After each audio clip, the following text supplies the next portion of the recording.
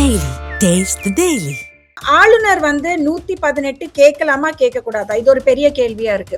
ஏன்னா 118 பேரு உங்களுக்கு சாதகமா இருக்காங்களா அப்படின்னு நீங்க எங்க டெஸ்ட் பண்ண முடியும்னா அது நீங்க சட்டசபையில தான் டெஸ்ட் பண்ண முடியும்.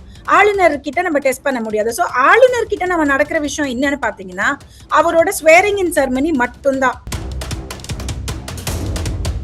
இவங்க ஆளுநர் அனுமதி தரல அப்படின்னா அடுத்த கட்டமா நீதிமன்றத்தை போய் நாடுவதற்கு வாய்ப்பு இருக்கு. அங்க சொல்யூஷன் கிடைக்கிறதுக்கு வாய்ப்பா? ஆபீஸா நீங்க நீதிமன்றத்துக்கு போலாம். பட் ஆனா இப்ப ஆளுநர் சைட்ல இருந்து என்ன ஸ்டாண்ட் எடுப்பாங்கன்னா நான் என்ன அவங்கள பதவி ஏற்க கூடாதுன்னு நான் சொல்றேன். எனக்கு 118 பேரோட நேம் லிஸ்ட் தானே கேட்கிறேன். நான் அந்த 118 பேரை கூட கூட்டிட்டு வாங்கன்னு நான் சொல்லல. 118 பேரோட நேம் லிஸ்ட் கொடுத்துட்டு நீங்க வாங்க நான் உங்களுக்கு பதவி பிரமாணம் பண்ணி தரேன் அப்படின்னு சொல்றேன்ற ஸ்டாண்ட் அவங்க எடுக்கும்போது சுப்ரீம் கோர்ட்ல மேக்சிமமா என்ன சொல்லலாம்னா அந்த டைம் ஃப்ரேமை ஃபிக்ஸ் பண்ணி கொடுக்கலாம். திமுகவும் அதிமுகவும் ஒன்று சேர போறாங்க அப்படின்னு உடனே நான் எங்க அதிமுக திமுக சேரக்கூடாது அப்படின்னு தொண்டர்கள் சொல்லுவாங்கன்னு பார்த்தா சேர்ந்தா என்ன தவறு அப்படின்ற நிலைப்பாட்டுக்கு அவங்க போயிட்டாங்க திமுகவும் அதிமுகவும். எனக்கு இதை எப்படி பார்க்க தோணுதுன்னா எவ்வளவு தூரத்துக்கு ஒரு பதவி வெறி இவங்களுக்குள்ள இருந்து அந்த பதவி கையை விட்டு போக கூடாதுன்ற நிலைமையில நீங்க எந்த அளவுக்கு வேணா நீங்க இறங்கிடுவீங்க அப்படின்றதுக்கான ஒரு எடுத்துக்காட்டு தான் இது. எதனால இந்த திமுக அதிமுக மட்டும்தான் தமிழ்நாடுவை நாங்க எடுத்து நாங்க தான் நிலநாட்ட போறோம் அப்படின்ற ஒரு என்ன சொல்றது ஒரு ரெஸ்பான்சிபிலிட்டி உங்களுக்கு யாரு கொடுத்தா? எங்கனால மட்டும்தான் தமிழ்நாடு வாழ முடியும், நாங்க மட்டும்தான் தமிழை வாழ வைப்போம், எங்கனால மட்டும்தான் தமிழ்நாடு மத்த ஸ்டேட்ஸோட நாங்க சேவ் பண்ணி வச்சிருக்கோம் அப்படின்னு நீங்க ஒரு பிம்பத்தை கிரியேட் பண்ணி வச்சிருக்கீங்க இல்லையா? இது யார் உங்களுக்கு சொல்லியிருக்கா அப்படின்ட்டு? இப்போ நான் உங்களுக்கு டெல்லியில உட்கார்ந்துட்டு சொல்லுவா தமிழ்நாடு இந்த மாதிரி ஒரு திராவிட மாடல்ல இருந்ததுனால நம்ம எவ்வளவு பின்தங்கி போயிருக்கோம் அப்படின்ற டேட்டா வைஸ் என்னால சொல்ல முடியும். ஒரு பதவிக்காக மக்களை இதுக்கு மேல கஷ்டப்படுத்தி மக்களோட ப்ரோக்ரஸ கஷ்டப்படுத்தி இட் இஸ் அதாவது ஒரு தருணத்துல we are done. டிவிக்கே என்ன பண்ண போறாங்கன்னு கிடையாது. இப்ப விஜய் அவர்கள் பேசினதுமே நான் எனக்கு ஒரு ஆப்பர்ச்சுனிட்டி கொடுங்க நான் பண்றேன் அப்படின்னு சொன்னாரே தவிர இதெல்லாம் தப்பு நடந்துட்டு இருக்கு, இந்த தப்பெல்லாம் நான் ஃபிக்ஸ் பண்ண போறேன்னு அவர் சொல்லல. இது தெரிஞ்சுதானே மக்கள் ஓட்டு போட்டிருக்காங்க. தெரிஞ்சு மக்கள் ஓட்டு போடுறாங்கன்னா என்ன அர்த்தம்? பரவாயில்ல, நீங்க உள்ள போய் கத்துக்கோங்க, பாலிடிக்ஸ் என்னன்னு கத்துக்கோங்க, மேல கீழே தப்பானாலும் பரவாயில்ல, we are ready to take your mistakes, ஆனா we are not ready to take these two parties-ன்றதுதான் அர்த்தம். இதையும் மீறி நீங்க ரெண்டு பேரும் ஒன்னா சேர்ந்து இந்த நாட்டை ஆள போறீங்களா?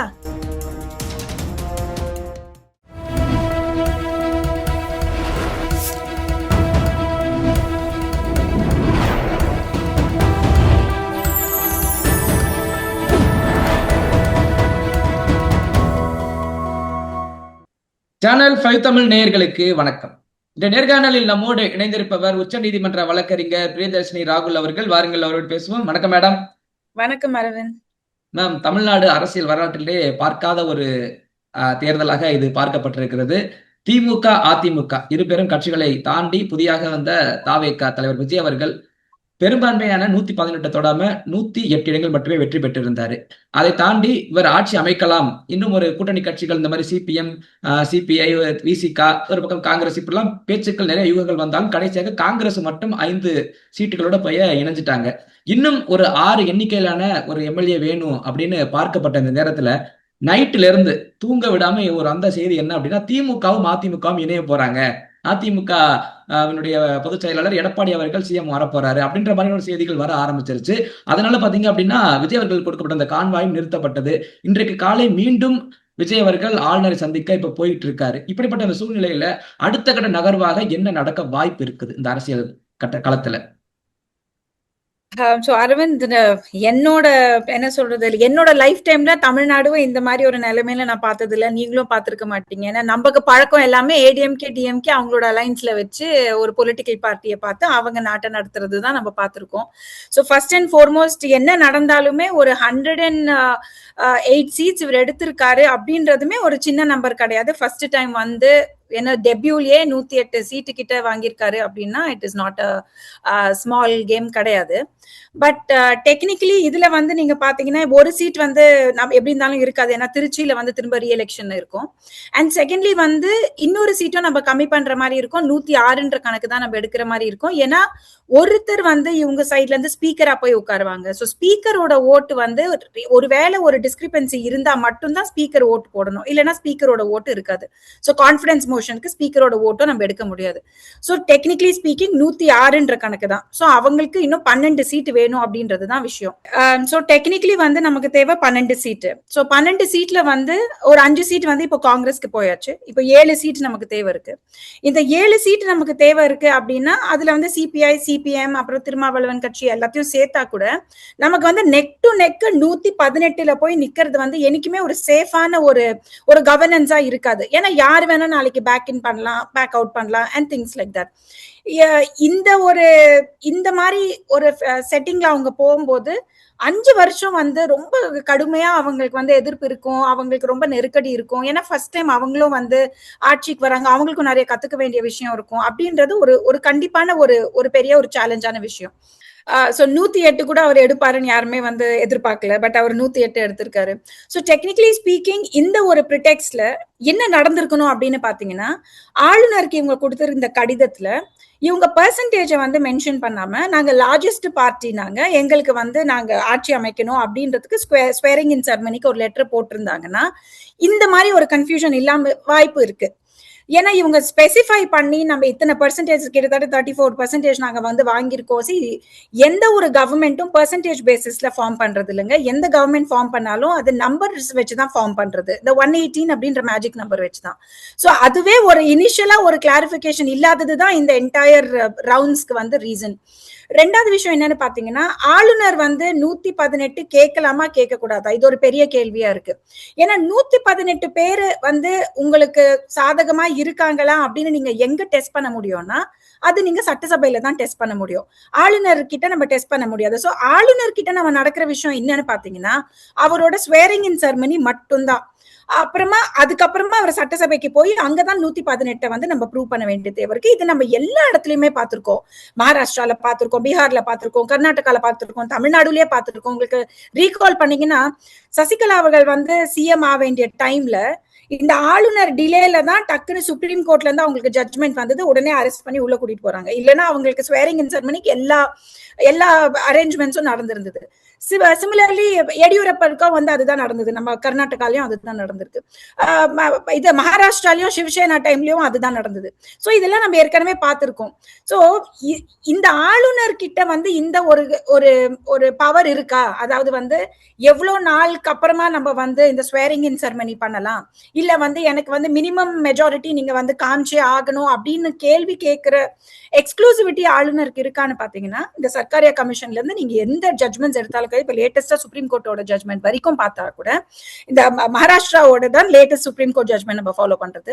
சோ மகாராஷ்டிரா இன்சிடென்ட்ல கூட சுப்ரீம் கோர்ட் என்ன சொல்றாங்கன்னா, ஆளுநர் வந்து ஃபெலிசிட்டேட்டர், அதாவது எப்படி ஒரு கவர்மெண்ட்ல இருந்து இன்னொரு கவர்மெண்ட்டுக்கு பிரச்சனை இல்லாம இந்த கவர்னன்ஸை கொண்டு போறதுக்கு ரொம்ப முக்கியமான ஒரு வேலை பார்க்கிறவர் வந்து ஆளுநர். But on the other hand என்னன்னா சில கிரே ஏரியாஸ் வந்து இன்னமும் கான்ஸ்டிடியூஷன்ல இருக்கு. அதுல ஒண்ணு ரொம்ப முக்கியமான கிரே ஏரியா வந்து இந்த ஆளுநர் வந்து எவ்வளவு நாளைக்கு தள்ளி போடலாம், எவ்வளவு நேரம் கொடுக்கலாம், மெஜாரிட்டி காமிக்கிறதுக்கு எவ்வளவு நாளுக்குள்ள நீங்க மெஜாரிட்டி காமிக்கணும் அப்படின்ற ஒரு கிளாரிபிகேஷன் எங்கேயுமே கிடையாது. அது சைலண்டா இருக்கிறதுனால it is the discretion of the governor அப்படின்னு சொல்லிட்டு நம்ம அண்டர்ஸ்டாண்ட் பண்ணிட்டு இருக்கோம். அப்படிதான் 78 வருஷமா நம்ம ஃபாலோ பண்ணிட்டும் வரோம். ஆனா இன்னைக்கு இது ஒரு ட்ரெண்டா போயிட்டு இருக்கிறதுனால இந்த ஒரு கிளாரிபிகேஷன் வந்து ஒரு கான்ஸ்டிடியூஷன் அமெண்ட்மெண்ட் வரணும் அப்படின்றதுதான் வந்து என்னோட அண்டர்ஸ்டாண்டிங். இல்லைன்னா நமக்கு புரிய மாட்டேங்குது. எப்பவுமே வந்து ஒரு மேண்டேட் வந்ததுக்கு அப்புறமா நீங்க டைம் கொடுக்க கட்சி மாறுறதுக்கான நிறைய இருக்கும். ஆன்டி டிஃபெக்ஷன் லா வந்து அட்ராக்ட் ஆகும். அதே சமயத்துல போய் எம்எல்ஏஸ் போய் ஒளிஞ்சுக்கிறது, இல்ல எம்எல்ஏஸ் வந்து வேற ஏதாவது ஒரு ஸ்டாண்ட் எடுக்கிறது, இதெல்லாம் நம்ம நிறைய டைம் கொடுக்கறது வந்து it is not a very என்ன சொல்றது, ஒரு கான்ஸ்டிடியூஷனுக்கு டெமோக்ரஸிக்கு அது ஒரு நல்ல ஒரு எதிர்காட்டு கிடையாது. சோ அப்படி இருக்கும்போது இந்த ஒரு விஷயம் இல்ல மேம், நீங்க சொல்றதன் அடிப்படையில இப்ப டைம் கொடுக்குறாங்க அப்படின்னா இது தாவேகாவுக்கு மிகப்பெரிய ஆபத்தா தானே இப்போ இந்த சிச்சுவேஷன்ல பார்க்கப்படும் டைம் கொடுக்க. எந்த ட்ரெயிலிங் கட்சியா இருந்தாலுமே அது ஆபத்து தான். இப்ப நீங்க நான் அதுதான் உங்களுக்கு மகாராஷ்டிராவோட எக்ஸாம்பிள் சொன்னேன். மகாராஷ்டிரால வந்து ஆல்மோஸ்ட் வந்து சிவசேனா வந்து பதவியேற்கிற டைம்ல தானே இந்த டிஸ்கிரிபன்சி எல்லாம் வந்து கிட்டத்தட்ட 18-19 நாள் கழிச்சுதான் அங்க பதவியேற்பு நடந்தது. பட் ஆனா அங்க பாத்தீங்கன்னா அதுக்குள்ள லாட் ஆஃப் ஷிஃப்ட்ஸ் நடந்தது. இந்த எம்எல்ஏ பையிங், பார்கெனிங் எல்லாமே நடந்து முடிஞ்சிருச்சு. சிமிலர்லி இந்த ஒரு ஃப்ரேம் ஒர்க்கை வந்து நம்ம ஃபிக்ஸ் பண்ற டைம்ல நம்ம வந்துட்டோம் அப்படின்றதுதான் எனக்கு தோணுது. ஆளுநர் வந்து எவ்வளவு நாளுக்குள்ள இந்த பதவி பிரமாணம் பண்ணணும் அப்படின்ற ஒரு ஸ்பெசிபிகேஷனோ, இல்ல இந்த மினிமம் நம்பர்ஸை வந்து ஆளுநர் கேட்டுதான் பதவி பிரமாணம் பண்ணணுமா அப்படின்ற ஒரு கிளாரிபிகேஷனோ, இதை வந்து லீகலி கொஞ்சம் கிளாரிபிகேஷன் இல்லாததுனால அந்த டிஸ்கிரிஷன் ஆளுநருக்கு போது. இன்னைக்கு நாள்ல நீங்க கேட்டீங்கன்னா ஆளுநர் பண்றது கரெக்ட் தான். ஏன்னா இதை பத்தி பேசல, எதை பத்தி பேசலையோ அந்த அந்த பவர்ஸ் வந்து நம்ம கவர்னர் கையில தான் கொடுத்திருக்கோம். சோ இதை வந்து ஒரு கான்ஸ்டிடியூஷன் முக்கியமான ஒரு தகவல் என்ன அப்படின்னா, தாவேகா சைட்ல இருந்து ஆளுநர் நம்மள வந்து பதவியேற்பு ஓகே சொல்ல மாட்டாரு. நம்ம கிட்ட 113 இருக்குது, அதாவது காங்கிரஸ் சேர்த்து இருந்தாலும் 113 இருக்குது, இருந்தும் ஆளுநர் நமக்கு அனுமதி தரல அப்படின்னா, இப்ப முக்கிய நிர்வாகிகள் எல்லாம் ஆலோசனை நடத்திக்கிட்டு இருக்க தகவல் வந்துட்டு இருக்கு தாவேகாவில். இவங்க ஆளுநர் அனுமதி தரல அப்படின்னா அடுத்த கட்டமா நீதிமன்றத்தை போய் நாடுவதற்கு வாய்ப்பு இருக்கு, அங்க சொல்யூஷன் கிடைக்கிறதுக்கு வாய்ப்பா? ஆபீஸா நீங்க நீதிமன்றத்துக்கு போலாம். பட் ஆனா இப்ப ஆளுநர் சைட்ல இருந்து என்ன ஸ்டாண்ட் எடுப்பாங்கன்னா, நான் என்ன அவங்கள வந்து பதவி ஏற்க கூடாதுன்னு நான் சொல்றேன். எனக்கு 118 பேரோட நேம் லிஸ்ட் தானே கேட்கல. நான் அந்த 118 பேரை கூட கூட்டிட்டு வாங்கன்னு நான் சொல்லல. 118 பேரோட நேம் லிஸ்ட் கொடுத்துட்டு நீங்க வாங்க, நான் வந்து உங்களுக்கு பதவி பிரமாணம் பண்ணி தரேன் அப்படின்னு சொல்றேன்ற ஸ்டாண்ட் அவங்க எடுக்கும்போது, சுப்ரீம் கோர்ட்ல மேக்சிமமா என்ன சொல்லலாம்னா அந்த டைம் ஃப்ரேம் ஃபிக்ஸ் பண்ணி கொடுக்கலாம். டிவி கேக்கு வந்து இல்ல இது பாருங்க, இந்த டைம் ஃப்ரேம்குள்ள நீங்க வந்து இந்த 118 பேரோட பேர் நேம் லிஸ்ட் எடுத்துட்டு வந்து கொடுங்க அப்படின்னு சொல்லலாம். இது ஒன்ஸ். இல்ல ரெண்டாவது விஷயம் என்ன சொல்லலாம்னா, இது ஆளுநரோட இன்டர்ஃபியரன்ஸ், இது தேவையில்லாம ஆளுநர் இன்டர்ஃபியர் பண்ண தேவை கிடையாது. நீங்க வந்து ஃப்ளோர் டெஸ்ட்ல வந்து செக் பண்ணிக்கோங்க. ஃப்ளோர் டெஸ்ட்ல வந்து ஒருவேளை அவருக்கு கம்மியா இருந்ததுன்னா அப்ப வந்து கவர்மெண்ட்டை டிசால்வ் பண்ணிக்கலாம் அப்படின்னு சொல்றதுக்கான வாய்ப்பும் இருக்கு. இதுதான் வந்து நமக்கு மகாராஷ்டிரா கேஸ்ல நடந்தது. சோ தமிழ்நாடுல ஒருவேளை அவங்க அப்பீல் சுப்ரீம் கோர்ட்டுக்கு போய் இதை வந்து கொண்டு போனாங்கன்னா இதுக்கான வாய்ப்புகள் ரொம்ப நிறைய. மேம், இப்ப கரண்டா இப்ப என்ன நடந்துட்டு இருக்கு அப்படின்னா, இங்க தாவேகாவில முக்கிய நிர்வாகிகள் என்ன மீட்டிங் போடுறாங்க அப்படின்னா, இன்னும் நமக்கு ஆளுநர் வந்து ஓகே சொல்லல பதவி பிரமாணத்துக்கு. இது இன்னொரு பக்கம். இன்னொரு பக்கம் அதிமுக இருக்கக்கூடிய அனைத்து எம்எல்ஏக்களும் எப்படி கூவத்தூர் ரெசார்ட் நடந்தது, இப்ப அதே மாதிரி பாண்டிச்சேரி ரெசார்ட்ல கொண்டு போய் எல்லா எம்எல்ஏவும் அடைச்சு வைக்கிற சூழ்நிலை. இன்னொரு பக்கம் ஆழ்வார்பேட்டையில முன்னாள் முதல்வர் ஸ்டாலின் அவர்கள் அவங்களுடைய இந்த எம்எல்ஏக்களோட இப்ப கரண்ட்ல இப்ப மீட்டிங் போய்கிட்டு இருக்கு. சோ 3 பக்கத்துல இப்படி போய்கிட்டு இருக்கும் போது இந்த சிச்சுவேஷன்ல திமுக அதிமுக ஒரு ஸ்டாண்ட் எடுத்தாங்கன்னா அது எப்படி ஒரு தாக்கத்தை ஏற்படுத்தும் இந்த அரசியல் களத்துல? ஒரு விஷயம் நம்ம என்ன புரிஞ்சுக்கணும்னா அரவிந்த், இது வந்து நம்ம யாருமே எதிர்பார்க்காத ஒரு ரிசல்ட். இது டிவிக்கேவே எதிர்பார்த்திருப்பாங்களா அப்படின்னா நமக்கு தெரியல. இவ்வளவு தூரம் எதிர்பார்த்திருப்பாங்களான்னு அந்த ஃபர்ஸ்ட் எலெக்ஷன்லயே இவ்வளவு தூரம் வந்திருக்குமான்னு நமக்கு தெரியல. இது வந்து கம்ப்ளீட்லி வந்து டிவிகே மேல இருந்த ஒரு தைரியமா, இல்ல டிவிகே வந்து கண்டிப்பா வந்து நாட்டை ஆளுவாங்க அப்படின்ற ஒரு நம்பிக்கையா அப்படின்றதுக்கு வேற ஏடிஎம்கே டிஎம்கே மேல இருந்த ஒரு கசப்பான அனுபவம் தான் அதிகம் இதுல. ஏன்னா இந்த பக்கமும் பார்த்தாச்சு, அந்த பக்கமும் பார்த்தாச்சு. நம்ம டே ஒன்ல இருந்து தமிழ்நாடுல நீங்க பாத்துட்டு இருந்தீங்கன்னா 3வது கட்சியா யார் வந்தாலும் நம்ம அவங்களுக்கு வாய்ப்பு கொடுத்திருக்கோம். வைகோ அவர்கள்ல இருந்து சரி, என்ன சொல்றது, இவரு நம்ம கமல்ஹாசன் அவர்களா இருந்தாலும் சரி, இல்ல விஜயகாந்த் அவர்களா இருந்தாலும் சரி. ஆனா எல்லாருமே at one point in time அதே டிஎம்கே ஃபேமிலியில தான் போய் ஜாயின் பண்ணாங்க. அவங்களுக்காகவே பிட் பண்ணாங்க. திரும்ப ராஜ்யசபா சீட்டை வாங்கிட்டு அவங்க செட்டில் ஆயிடுவாங்க. சோ இந்த மாதிரி ஒரு விஷயம் கண்டினியூஸா நடந்துகிட்டே இருக்கிறத பார்த்து மக்களுக்கும் புளிச்சு போச்சு. ரெண்டாவது விஷயம் என்னன்னு பாத்தீங்கன்னா, இப்ப யங்கர் பிளட் வருது, நிறைய நியூ ஐடியாஸ் வருது. முன்னாடி மாதிரி மீடியா மட்டுமே நம்பி நம்ம வந்து நம்மளோட ஐடியாஸை வந்து நம்ம இன்கல்கேட் பண்ணது கிடையாது. இப்ப வந்து சோசியல் மீடியா அப்படின்றது ரொம்ப ரொம்ப ரொம்ப முக்கியமா போச்சு.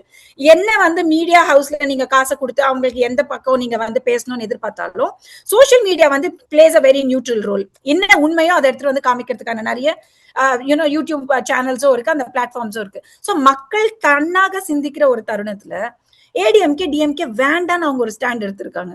இப்போ நீங்க ஏன் ஏடிஎம்கே டிஎம்கே வேண்டாம் எடுத்திருக்கிறதுக்கு அவங்களுக்கு 1000 ரீசன்ஸ் இருந்தது. இல்ல மேம், வேண்டாம் எடுத்தது ஓகே. ஆனா பர்சன்டேஜ் ஆஃப் ஓட்டு பாத்தீங்க அப்படின்னா இவங்க கிட்டத்தட்ட 1,11,00,000 வரைக்கும் திமுக, 80 லட்சத்துல இருந்து 90 லட்சம் நினைக்கிறேன் அதிமுக.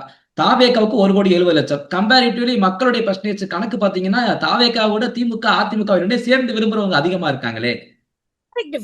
விருப்பமா இருக்கிறது அதிகமா இருக்கா கம்மியா இருக்கான்னு கிடையாதுமா. நம்ம விருப்பப்பட்டவங்களை கொண்டு போய் நம்ம சட்டசபையில உட்கார வைக்க போறது இல்ல. ஓட்டு வந்து எத்தனை சீட் யாருக்கு கையில இருக்கு அப்படின்றதுதான் கேள்வி. கரெக்டா? ஓட் ஷேர் வச்சு நம்ம வந்து கொடுக்கறது கிடையாது.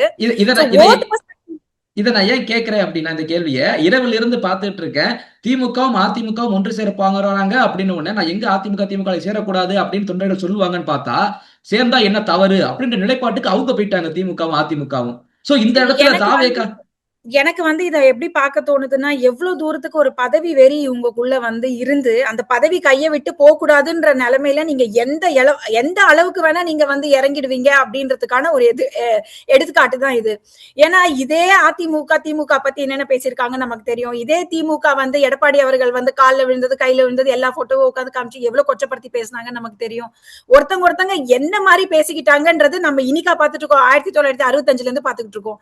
பட் ஸ்டில் பீயிங் இன்னைக்கு ஒரு பதவி, அதாவது உங்ககிட்ட இருந்த ஒரு பவர் வந்து ஒரு தேர்ட் பார்ட்டி கையில போகுது அப்படின்னு தெரிஞ்ச உடனே உங்களோட எல்லா டிஃபரன்சஸையும் தள்ளி வச்சுட்டு நீங்க ஒன்னா திரும்ப வந்து என்ன நீங்க வந்து எனக்கு என்ன புரியலன்னா, இந்த திராவிட கட்சின்னு கிளைம் பண்ணிக்கிறவங்க இது வந்து it may sound like I'm bro TVK, but I'm not bro TVK. நான் என்ன சொல்ல வரேன்னா, எந்த ஒரு புது கட்சியா இருந்தாலுமே நான் சொல்றேன், எதனால இந்த திமுக அதிமுக மட்டும்தான் தமிழ்நாடுவை வந்து நாங்க எடுத்து நாங்க தான் நிலைநாட்ட போறோம் அப்படின்ற ஒரு ஒரு என்ன சொல்றது, ஒரு ரெஸ்பான்சிபிலிட்டி உங்களுக்கு யாரு கொடுத்தா?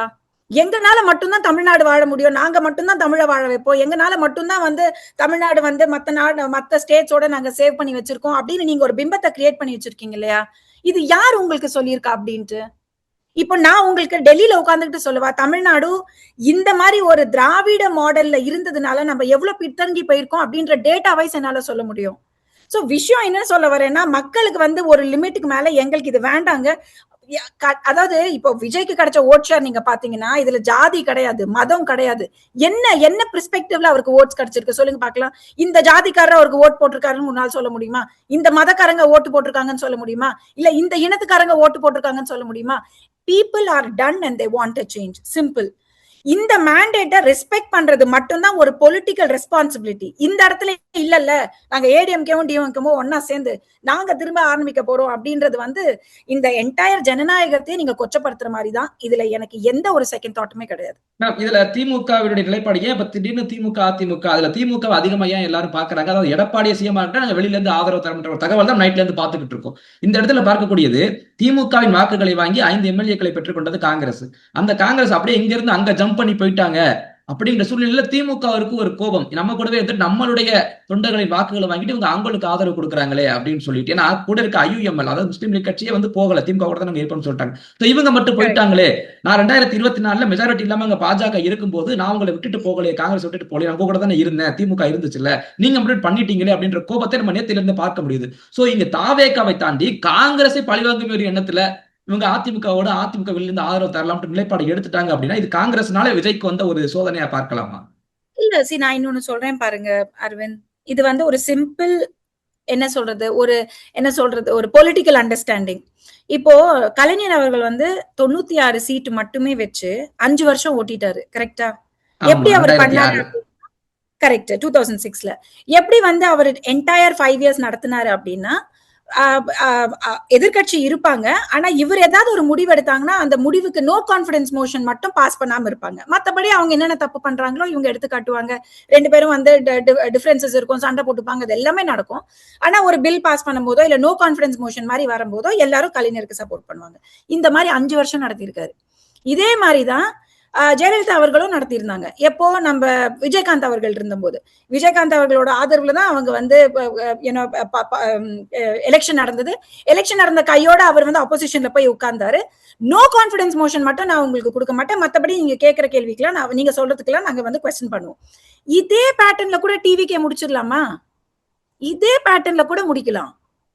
118 இருந்தா மட்டும்தான் அவங்க இருக்கணும்ன்ற அவசியமே கிடையாது.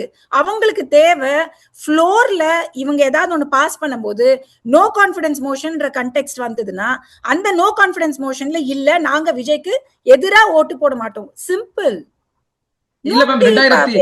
2006ல சொல்லும்போது யாருமே வந்து கூட்டணியில இல்ல, திமுக அமைச்சரவை மட்டும்தான். 2011 ஜெயலலிதா அவர்கள் அமைச்சரவை மட்டும்தான், விஜயகாந்த் ஆப்போசிஷன்ல தான் உட்கார்ந்தாரு. ஆனா இவங்க காங்கிரஸ் எங்களுக்கு அமைச்சரவை இடம் கொடுங்க, ஆட்சி அதிகாரத்துல பங்குட்டாங்கன்னா தாவேகா பிளஸ் காங்கிரஸ் இங்க ஒண்ணுமே இல்லையே. இப்ப இதை வந்து மத ரீதியாவும் கம்பேர் பண்ணி நேற்று நைட்ல இருந்து சமூக வலைதளங்களை பார்க்க முடியுது, மத ரீதியாவும் கம்பேர் பண்றாங்க. அதாவது இவங்க வந்து ஜோசப் இசை அப்படின்ற பேரையும் காங்கிரஸ் அப்படின்றையும் கிறிஸ்தவம் அப்படின்ற மதத்தோட இணைத்து வச்சு மதச்சாயத்தையும் நைட்ல இருந்து பாக்குறேன் அது ஆரம்பிச்சுட்டாங்க. இது வந்து மத ரீதியான ஒரு கூட்டணி. தமிழ்நாடு வந்து என்ன சொல்றது, ஒரு 10 அடி முன்னாடி போச்சுன்னா 20 அடி சரியறது வந்து இந்த மாதிரி ஒரு கொச்சத்தனமான ஒரு ஒரு ஒரு எண்ணங்கள்னால மட்டும் தானே தவிர மத்தபடி வேற எதுவும் இல்ல. உங்களுக்கு எல்லாம் பண்ணி முடிச்சாச்சு. எலெக்ஷன் கமிஷன் தப்புன்னு சொன்னீங்க, அது இல்லன்னு ஆயிடுச்சு. சுப்ரீம் கோர்ட்டும் தப்புன்னு ஒரு வாட்டி சொன்னாங்க, அதுவும் இல்லன்னு ஆயிடுச்சு. எஸ்ஐஆர் தப்புன்னு சொன்னாங்க, அதுவும் இல்லன்னு ஆயிடுச்சு. நல்ல வேலைக்கு பிஜேபி ஒரு சீட் வாங்கிச்சு. தப்பி தவிர பிஜேபி 10 சீட் வாங்கி இருந்ததுன்னா மொத்தம் எஸ்ஐஆரும் தப்பு, எலெக்ஷன் கமிஷனுக்கு காசு கொடுத்து வாங்கிட்டாங்கன்னு முடிச்சிருப்பாங்க. சோ இப்ப எல்லாம் சொல்லி முடிச்சாச்சு. தமிழ்நாட்டுல மட்டும்தான் இந்த மத கலவரம் எல்லாம் இல்லாம இருக்கு. உங்களோட என்ன சொல்றது, உங்களோட பொலிட்டிக்கல் வெறிக்காக மக்களுக்குள்ள இல்லாத ஒரு விஷயத்த கொண்டு வந்து அதை திணிச்சு ஜோசப் விஜயா இருந்தா என்ன, இல்ல வந்து சிவராமகிருஷ்ணனா இருந்தா என்ன, நமக்கு தேவை என்ன, ஒரு நல்ல ஆட்சி, எந்த ஒரு விதத்திலயுமே வந்து கரப்ஷன் இல்லாத ஆட்சி, மக்களுக்கு நல்லது யோசிக்கிறதுக்கான ஒரு ஆட்சி, அவ்வளவுதானே. இதுக்கு எதுக்கு இது ஒரு பொலிட்டிக்கலா வந்து பேசுறதை விட்டுட்டு ஒரு ரிலீஜியஸ் பெர்ஸ்பெக்டிவ். எனக்கு இன்னொன்னு என்ன புரியலன்னா, எப்பவுமே என்ன சொல்லுவாங்கன்னா மதசாதற்ற கட்சி நாங்க வந்து பிஜேபி மாதிரி கிடையாது, பிஜேபி வந்து வந்து ஹிந்துவிசம் ப்ரீச் பண்ணுது, நீங்க அதுக்கு வேற நிறைய ப்ரீச் பண்றீங்க. ஹிந்துவிசம் அவங்க ப்ரீச் பண்றாங்களோ ப்ரீச் பண்ணலையோ, அட்லீஸ்ட் அங்க நேஷனலிசம்ன்ற ஒரு பெர்ஸ்பெக்டிவ் தான் இருக்கு. நம்ம எல்லாம் ஒரு நாடுன்ற ஒரு ஃபீலாவது கொண்டு வராங்க, நீங்க அதையும் கொண்டு வர மாட்டேன்றீங்களே. தமிழ்நாடும் ஒரு நாடா இல்ல ட்ரீட் பண்ணிட்டு இருக்கீங்க. நார்த் இந்தியா, அதாவது டெல்லிக்கும் தமிழ்நாட்டுக்கும் சண்டை அப்படின்னு ஒரு சீஃப் மினிஸ்டர் கேண்டிடேட் சொல்ல முடியுமாங்க? இது கான்ஸ்டிடியூஷனலி நாட் அக்செப்டபிள், தெரியுமா உங்களுக்கு? யாரும் கேஸ் போடல இன்சிடென்டலி. நீங்க எப்படி வந்து எலெக்ஷன் டைம்ல இது டிஎம்கே ஏடிஎம்கேக்கு கிடையாது, இது டிஎம்கே பிஜேபிக்கு கிடையாது, இது தமிழ்நாடு டெல்லின்னு நீங்க எப்படி சொல்லலாம்? தலைநகரங்க அது, நீங்க எப்படி தமிழ்நாடு டெல்லின்னு சொல்லுவீங்க? இது இன்டர்னல் கண்டிஜென்சி சிச்சுவேஷன் கொண்டு வந்திருந்ததுன்னா என்ன பண்ணிருப்பாங்க? ஏற்கனவே பீகார்ல வரவங்க எல்லாம் போட்டு அடிக்கிறாங்க நம்ம மக்கள், வெளியூர்ல இருந்து வந்தாங்கன்னா நம்ம மக்கள் போட்டு அடிக்கிறாங்க, கர்நாடகால நம்ம ஆளுங்க போனாங்கன்னா கர்நாடகால போட்டு அடிக்கிறாங்க. இது பத்தலையா அவங்க எல்லாருக்கும்? ஒரு பதவிக்காக மக்களை இதுக்கு மேல வந்து கஷ்டப்படுத்தி, மக்களோட ப்ரோக்ரஸ வந்து கஷ்டப்படுத்தி, இட் இஸ், அதாவது ஒரு தருணத்துல we are done. அதோட எக்ஸ்பிரஷன் மட்டும் தான் டிவிகே. உலகத்துல எல்லாருக்குமே தெரியுங்க, டிவிகே கிட்ட ஸ்ட்ராட்டஜி கிடையாது. அவங்க ஆரம்பிக்கும் போது ஒரு கேண்டிடேட்டுக்குமே இந்த என்னோட தொகுதிக்கு நான் என்ன பண்ணுவேன் அப்படின்ற ஒரு லிஸ்ட் கிடையாது. டிவிகே என்ன பண்ண போறாங்கன்னு கிடையாது. இப்ப விஜய் அவர்கள் பேசினதுமே, நான் எனக்கு ஒரு ஆப்பர்ச்சுனிட்டி கொடுங்க, நான் பண்றேன் அப்படின்னு சொன்னாரே தவிர, இதெல்லாம் தப்பு நடந்துட்டு இருக்கு, இந்த தப்பெல்லாம் நான் பிக்ஸ் பண்ண போறேன்னு அவர் சொல்லல. ஏன்னா அவருக்கு தெரியாது. ஏன்னா அவர் வந்து பாலிடிக்ஸ்குள்ள இருந்ததில்ல, கவர்னன்ஸ்குள்ள இருந்ததில்ல. இது தெரிஞ்சுதானே மக்கள் ஓட்டு போட்டிருக்காங்க. தெரிஞ்சு மக்கள் ஓட்டு போடுறாங்கன்னா என்ன அர்த்தம்? பரவாயில்ல, நீங்க உள்ள போய் கத்துக்கோங்க, பாலிடிக்ஸ் என்னன்னு கத்துக்கோங்க, மேல கீழே தப்பானாலும் பரவாயில்ல, we are ready to take your mistakes, ஆனா we are not ready to take these two parties-ன்றதுதான் அர்த்தம். இதையும் மீறி நீங்க ரெண்டு பேரும் ஒன்னா சேர்ந்து இந்த நாட்டை ஆள போறீங்களா? தெரியல எனக்கு இது எப்படி சரியா வரும்னு. மேம், ரொம்ப அருமையா சில முக்கியமான கருத்தெல்லாம் சொல்லிட்டீங்க, ஒட்டுமொத்த இந்தியாவுக்கு சேர்த்த மாதிரி. இதுல எனக்கு இன்னொரு கேள்வி என்ன அப்படின்னா, நைட்டு வரை இந்த தகவல் பரவிட்டு இருக்க இந்த சமயத்துல காலையில 7 மணி இருக்கும், முன்னாள் முதல்வர் ஸ்டாலின் ஒரு அறிக்கை கொடுக்கிறார், நாங்க வந்து தாவேகாவுக்கு வந்து ஆட்சி அமைக்காம இந்த தொந்தரவு பண்ண போறது கிடையாது, ஆனால் 6 மாதம் நாங்க பார்ப்போம், இவங்க இந்த காலை உணவு திட்டம், பெண்களுக்கு மாதம் இந்த 1000 நாங்க கொடுத்துட்டு இருக்கோம், அவங்க 2500 சொல்லியிருக்காங்க, சரியா கொடுக்கணும், இலவச பேருந்து, இதெல்லாம் முன்னெடுத்து காமிச்சிருக்காரு, இதெல்லாம் சரியா பண்ணணும், பண்ணலைன்னா நாங்க எங்களுடைய எதிர்ப்பை காட்ட வேண்டும் அப்படின்னு ஒரு 6 மாசம் நான் குறிப்பிடும் போது, இது எனக்கு 6 மாசம்னா 6 மாசம் டைம் கொடுத்து பார்ப்பாங்களோ விஜய் எப்படி பண்றாரு, ஒருவேளை ஏதாவது ஒரு இடத்தில் அவர் இடது விஜய் விழுகிறார் அப்படின்னா அதை பயன்படுத்திக்குவாங்களோ இது அப்படின்னு ஒரு கேள்வி வருது. எனக்கு என்ன புரியலன்னா, டைம் கொடுக்கறதுக்கு நீங்க யாருங்க? நீங்க என்னங்க டைம் கொடுக்கறது? 6 மாசம் நீங்க பாப்பீங்க, ஓகே ஃபார் எக்ஸாம்பிள் நான் என்ன கேட்கிறேன், நீங்களும் தான் 500 ப்ராமிசஸ் கொடுத்தீங்க, 500 விஷயங்கள் நடத்துறோம் அப்படின்னு சொன்னீங்க, அதுல 90% நாங்க நடத்தி முடிச்சிட்டோம் நீங்க, ஆனா நடந்து முடிஞ்சது பாத்தீங்கன்னா 10% கூட கிடையாது. உங்களை யாரு கேள்வி கேட்க முடியும்? இது எல்லாமே வந்து தமிழ்நாட்டுல வந்து ட்ரக்ஸ் எப்படி இருக்கு, விமெனோட செக்யூரிட்டி எப்படி இருக்கு, பர்சன்டேஜ்ல வந்து எப்படி வந்து கரப்ஷன் ஓடிக்கிட்டு இருக்குன்றது இன்னைக்கு நேத்து நடக்கிற விஷயமா எல்லாருமே பார்த்துட்டு தான் இருக்கோம். பிரேமலதா அவர்களே பாவம், அவங்களுக்கே மீறி சொல்லிட்டாங்க வேற ஸ்டேஜ்ல. என்னங்க மேக்சிமம் சொல்வீங்க, ட்ரக்ஸ் இருக்குன்னு சொல்வீங்க, பெண்களுக்கு வந்து பாதுகாப்பு இல்லைன்னு சொல்லுவீங்க, வேற என்ன சொல்ல முடியும்னு கேட்கிற அளவுக்கு அது உள்ள போய் ஊறி போச்சு நமக்கு. கரெக்டா? இப்போ 6 மாசத்துல வந்து நீங்க இப்ப ஃபர்ஸ்ட் 6 மாசத்துல இவங்க என்ன பண்ணாங்க அப்படின்ற கேள்வி ஒண்ணு இருக்கு. ரெண்டாவது, இவங்க 6 மாசத்துல அதை பண்ணல அப்படின்னா என்ன பண்ணுவாங்க? தமிழ்நாட்டை கொளுத்திடுவாங்களா? இது என்னங்க மிரட்டல்? எனக்கு இது புரிய மாட்டேங்குது. என்ன பண்ணுவாங்க? 6 மாசம்ன்றது 8 மாசம் ஆயிடுச்சு, 8 மாசம்ன்றது 1 வருஷம் ஆயிடுச்சு. சரி, 6 மாசத்துல முடியல, 1 வருஷத்துல பண்றாங்க, என்ன பண்ணுவாங்க? இப்போ எனக்கு இன்னொன்னு என்ன புரியலன்னா, ஸ்டாலின் அவர்கள் வந்து கொளத்தூர்ல போனாங்க, போய் இந்த மக்கள் எல்லாம் சந்திச்சாரு, ரொம்ப இமோஷனலான ஒரு மூமெண்ட். ஆப்வியஸ்லி அவர் அந்த ஊருக்கு வந்து எவ்வளவோ நல்லது செஞ்சிருக்காரு, அந்த ஏரியாக்கு எவ்வளவோ நல்லது செஞ்சிருக்காரு. அதுக்கப்புறம் முடியுது, அதுக்கப்புறமா ஒரு வீடியோ வருது, கொளத்தூரையே வந்து நாங்க வந்து சுடுகாடா மாத்திடுவோம், வந்து தமிழ்நாட்டையே வந்து நாங்க எரிச்சிருவோம், இது தற்கூரிக்கான ஒரு நாடு. யாருங்க நீங்கெல்லாம்? யாரு? How can you decide the future of Tamil Nadu? நீங்க வேணும். அதுக்கு தான் நான் என்ன சொல்றேன், சர்வாதிகாரம் கிடையாது. நம்ம மக்கள் அது புரிஞ்சுக்கவே இல்லை பாத்துக்கோங்க. 78 வருஷமா நம்ம என்ன நினைச்சிட்டு இருக்கோம்னா, தாத்தாக்கு அப்புறம் பையன், பையனுக்கு அப்புறம் பேரன், பேரனுக்கு அப்புறம் கொள்ளு பேரன் நினைச்சுக்கிட்டு இருந்திருக்கோம். அது இல்ல அப்படின்னோடனே நம்மளால அதை ஏத்துக்கவே முடியல பாத்துக்கோங்க. விஷயம் என்னன்னா, நம்ம இருக்கிறது வந்து ராஜா காலம் கிடையாதுங்க. நம்ம இருக்கிறது மக்களோட தலைவரை தேர்ந்தெடுக்கிற காலத்துல நம்ம இருக்கோம். அது வந்து தமிழ்நாட்டுக்கு புரியறதுக்கு 78 வருஷம் ஆயிடுச்சு. இப்ப அது புரியுற டைம்ல நமக்கு அது டைஜஸ்ட் பண்ணிக்க முடியல. நமக்கு ஒரு பயம், ஒருவேளை இன்னொருத்தவங்க வந்தாங்கன்னா அவங்கனால இது பண்ண முடியுமோ பண்ண முடியாத, பரவாயில்லங்க, காசு சாப்பிட்டான்னு. யாரு சாப்பிடாதது கிடையாது, தப்புங்க. அது யாரு சாப்பிட்டாலுமே தப்பு. ஏன் காசுங்க? நான் கட்டுற வரி, நீங்க கட்டுற வரி. உட்காந்து 30% 100 ரூபாய் நம்ம சம்பாதிச்சோம்னா அது 70 காசு தான் வீட்டுக்கு போகுது, 70 ரூபா தான் வீட்டுக்கு போகுது. 30 ரூபா நான் கொண்டு போய் கவர்மெண்ட் கட்டுறேன் நீங்க நடத்துறதுக்கு. எதுக்கு? நீங்க உங்க வீட்டை ஏத்துக்கிறதுக்கா? எனக்கு இன்னொன்னு என்ன புரியலன்னா, இன்னொரு பெரிய கொஸ்டின், இவர் 600 கோடி இருக்குன்னு சொல்லிட்டு டிக்ளேர் பண்ணிருக்காரு, அப்ப தெரியாத சொத்து எல்லாம் எவ்வளவு வச்சிருப்பாரு. ஏன்பா சில பேர் எல்லாம் 1.5 கோடி டிக்ளேர் பண்றாங்க. Can you believe it? 1.5 கோடி கையில 10,000 ரூபாய் இருக்குன்றாங்க. அத கேள்வி கேட்கறதுக்கு யாருமே கிடையாது. இது நம்ம இப்ப பேசும்போது என்ன ஆயிடுதுன்னா, ஒரு கட்சிக்கு நம்ம சார்ந்து பேசுற மாதிரி ஆயிடுது. பட் அன்பார்ச்சுனேட்லி என்ன விஷயம்னா, இதுதான் தமிழ்நாட்டுல இருக்கிற எல்லாருக்குமே இருக்கிற ஒரு கோவம். என்னன்னா, எதுக்கு இன்னொருத்தவங்க வரக்கூடாது? வந்தா என்ன பிரச்சனை? கத்துக்கிட்டோன்றேன். மக்களும் அதுதான் சொல்றாங்க. என்ன பெருசா நடந்துற போகுது? இப்ப கரூர் இன்சிடென்ட்டே இவ்வளவு பெருசா ஆயிடுச்சு, அவரால் வந்து அதை ஹேண்டில் பண்ண முடியல. ஒரு சின்ன கரூர் இன்சிடென்ட்டே அவரால் ஹேண்டில் பண்ண முடியல. இவ்வளவு பெரிய தமிழ்நாட்டை எப்படி ஹேண்டில் பண்ண போற? Correct, it's not gonna be easy. Kejriwal மாதிரி கிடையாது. கெஜ்ரிவாலுக்கு த்ரோண்டு டெல்லி, அவருக்கு வந்து திரும்பி பார்த்தா டெல்லி முடிஞ்சிடும் நமக்கு. இந்த மாதிரி இடத்துல கெஜ்ரிவால் ஹேண்டில் பண்றது இட்ஸ் மச் ஈஸியர். அதே சமயத்துல பாத்தீங்கன்னா, இங்க சென்ட்ரல் கவர்மெண்ட் இருக்கிறதுனால நிறைய வேலை சென்ட்ரல் கவர்மெண்ட் பண்ணிடும். ஸ்டேட் கவர்மெண்ட்டுக்கு போலீஸ் அத்தாரிட்டி கூட ஸ்டேட் கவர்மெண்ட் கையில கிடையாது. சோ எல்லாமே சென்ட்ரல் கவர்மெண்ட்ல பாத்துக்கிறது தான். ரொம்ப மினிமல் ஒர்க் தான் வந்து ஸ்டேட் கவர்மெண்ட் கையில இருக்கும். டெல்லியை பொறுத்த வரைக்கும் லோக்கல் முனிசிபல் கார்பரேஷன்ஸை பாத்துக்கிறது, இதுதான் மேஜர்லி இவங்க கையில இருந்ததே தவிர அதெல்லாம் சென்ட்ரல் பாத்துக்கும். தமிழ்நாடு பொறுத்த வரைக்கும் அப்படி கிடையாது. ரொம்ப பெரிய state and one of the flourishing states. நிறைய இண்டஸ்ட்ரீஸ் இருக்காங்க, எக்கச்சக்க சேலஞ்சஸ் இருக்கும் போது பண்ணட்டோங்க. அதுக்கு தானே தலைவரா நாங்க தேர்ந்தெடுத்திருக்கோம்.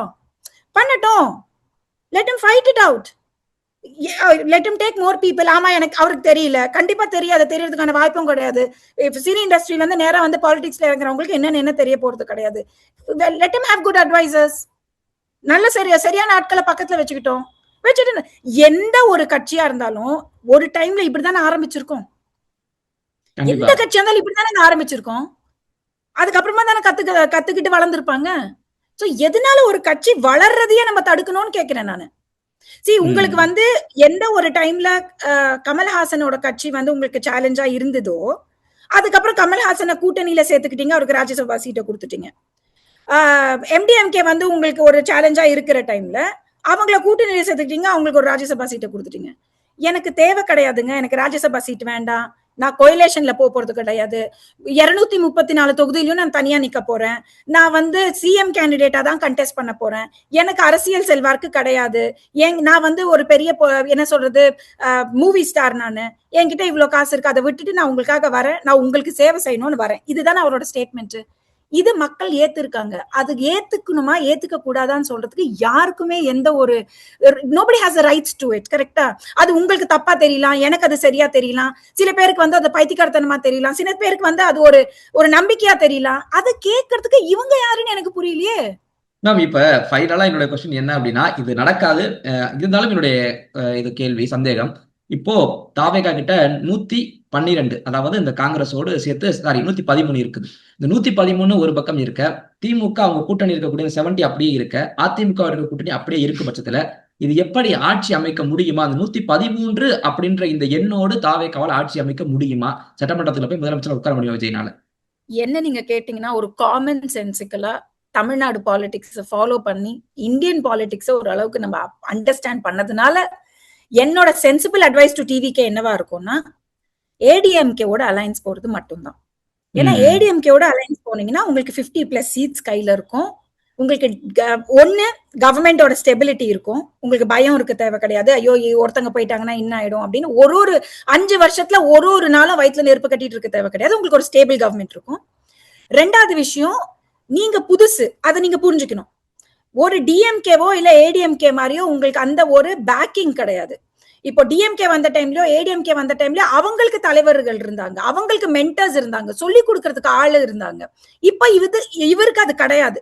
So such being the case ஏடிஎம்கேவோட ஒரு அலையன்ஸ்ல போனாருன்னா அட்லீஸ்ட் அவருக்கு வந்து முதல்ல கட்சினா என்ன, அட்மினிஸ்ட்ரேஷன்னா என்ன, எப்படி ஒரு ஸ்டேட்டை நடத்தணும் அப்படின்றது கத்துக்கிறதுக்கான வாய்ப்பு ரொம்ப நிறைய இருக்கும். ரெண்டாவது விஷயம். மூணாவது விஷயம் வந்து இப்ப காங்கிரஸோட அவங்க சேர்ந்தா கூட காங்கிரஸ் என்ன தெளிவா சொல்லிட்டாங்கன்னா பிஜேபியோட அலையன்ஸ்ல இருக்கிற எந்த கட்சியோடயும் நாங்க சேர போறது இல்லைன்னு சொல்லியிருக்காங்க. So such being the case பிஎம்கேவும் உங்களுக்கு போயாச்சு. ஸோ டிபிக்கலி 2 சீட்டு 1 சீட்டு 3 சீட்டு 2 சீட்டுன்னு இருக்கிறவங்களோட தான் நீங்க கேம் பிளே பண்ணணும். இது வந்து கத்தி மேல நின்று நீங்க அரசியல் நடத்துறது அடுத்த 5 வருஷத்துக்கு அது எவ்வளவு தூரத்துக்கு சரியா இருக்கும்னு எனக்கு தெரியல.